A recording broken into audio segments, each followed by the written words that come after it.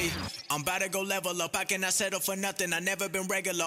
And you talk a lot in your interviews about fear versus love. Yes, I do, yeah. And fear, I've always learned that it's false expectations appearing real. And so when you come into a new culture, that fake it till you make it, you kind of look, and those fears, they really do look real. Yeah, it looks like you're surrounded by tigers, lions, and bears. Yeah, it does. Right? Yeah. So how do you work with people in the workplace, and like you talk about creating space and then deconstructing that fear and turning it into love and letting them kind of open up and blossom that way? Yeah. The secret sauce there is being vulnerable myself and letting people know that I'm just as human as they are, and I have my own, I bleed red, you bleed red. I mean, there's no, like I said, there's really no difference. And so that vulnerability allows me to listen even deeply, more deeply, I should say, to what it is they're saying and then not saying. That's the key. What's going on behind what they're saying, right? Are they saying something because they want to look good in my eyes? Or are they saying something because they're really in pain? Or what is it? So if I can, A, take myself out of the situation, so I take my ego out, I have no judgment of whomever's in front of me, it's not about me, and I don't have to have all the answers, then I'm just looking at, is it fear or is it love? It's binary to me at that point. And so if they come in with fear, how do I move them over here? I can't change their behavior, but I can soften things for them, and I can show them that I am human. I have aches and pains and the same kind of challenges they may have in the workplace. I have just lived longer and had more experience and time to suss that out and find solutions for myself. And they can too. I'm going to give them some shortcuts.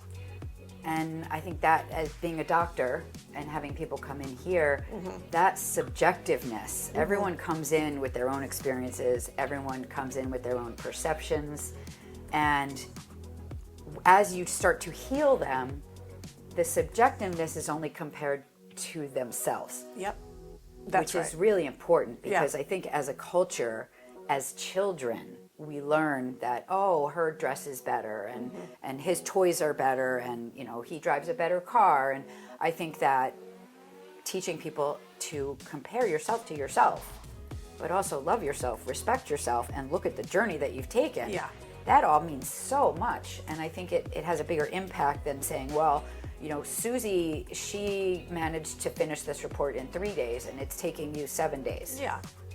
So I had a therapist that told me, compare despair. Literally, when you compare yourself to another, which we all do at certain times, you just are in hell.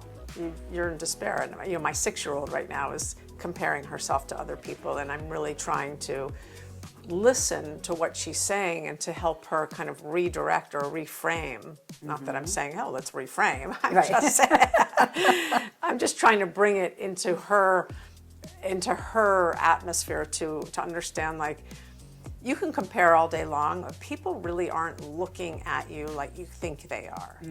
People have other things going on in their life, and you may think that someone is looking at your dress and judging you all day, but quite frankly, people are more interested in themselves than they are in you. And that is something you learn with experience. Yeah. And it's so easy to judge nowadays with so social easy. media. Oh my and gosh. you don't even have to put a face to it. You just type it in. You just type it in. And also in the workplace, I think we've gotten lazy in many ways, that we now use terms such as high performer and low performer, or that person doesn't fit in. And when I hear that, what do you mean fit in? Fit into what? Right. Like, what are you talking about? Fit into your world and how you see the world? No, they don't. Right. But in terms of this team or this culture that we're building, yes, they do. They do.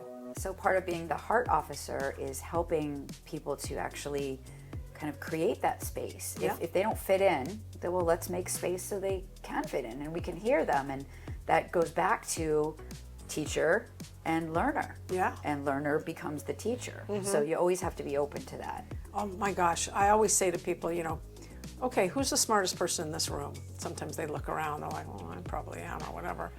And then I say, no, the room is the smartest.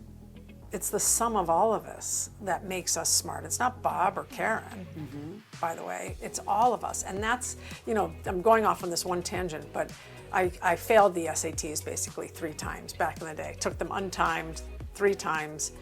And what that SAT score does is say, oh, you got 600 and I got 1,000. You're better than me.